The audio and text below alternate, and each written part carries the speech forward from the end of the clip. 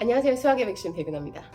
오늘 강남인강에서 우리 정수와 유리수 개념원리 강좌 정수와 유리수의 덧셈 뺄셈을 강의를 하다가 딱 갑자기 생각이 났어요. 강의 중에 연습만이 너희들이 살 길이다 이런 말을 했거든요. 그러니까 트레이닝. 사실 수학에서는 연습만이 살 길이다 라고 얘기를 해주면 사실 학생들이 오해를 하는 게 한 가지가 있어요. 수학은 많은 문제를 100문제, 1000문제 계속 풀어야 되냐?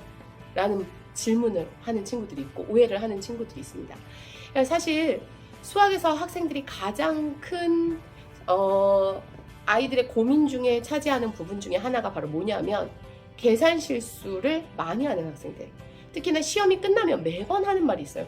선생님 저 계산 실수했습니다.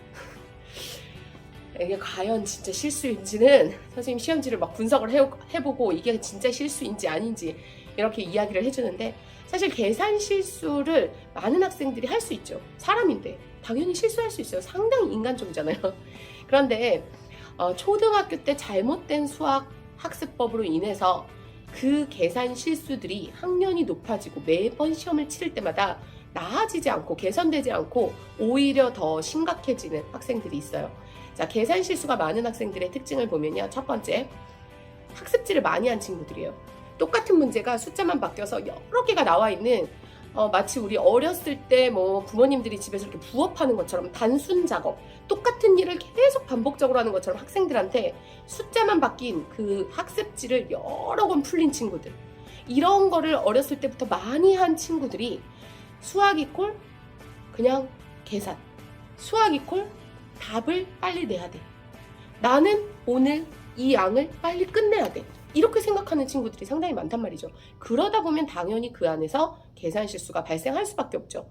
아니, 내가 어떤 하나의 개념에 대한 원리를 정확하게 알면 그 한 문제를 정확하게 풀면 되는 건데, 그리고 내가 이 개념을 정확하게 아는지를 확인하기 위한 차원에서 문제를 푸는 건데 왜 숫자만 바뀌면서 2 더하기 3, 3 더하기 5, 5 더하기 7 계속 이게 반복적으로 풀리는지, 그런 학습법으로 공부했던 친구들이 오히려 계산 실수가 더 많습니다. 그래서 고등학생들 학부모님 중에서요, 이런 질문을 많이 하세요. 우리 아이가 시험만 보면 계산 실수가 있는데 그럼 더 많은 문제를 더 많이 풀려야 됩니까?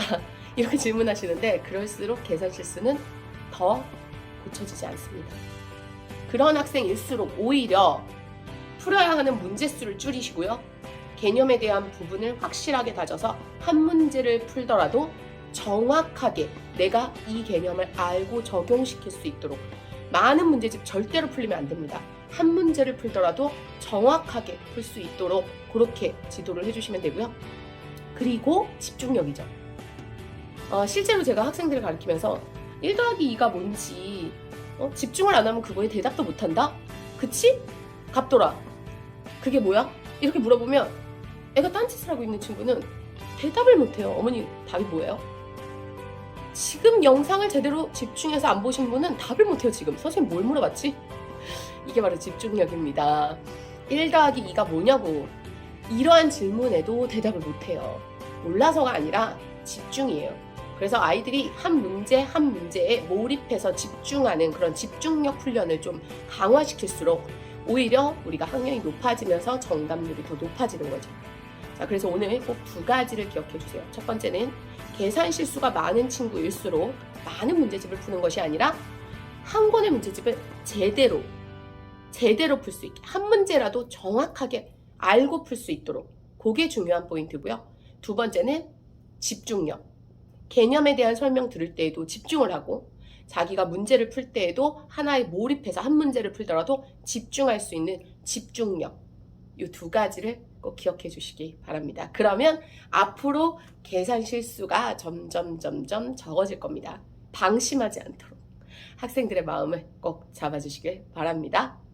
수학의 백신 백은하였습니다.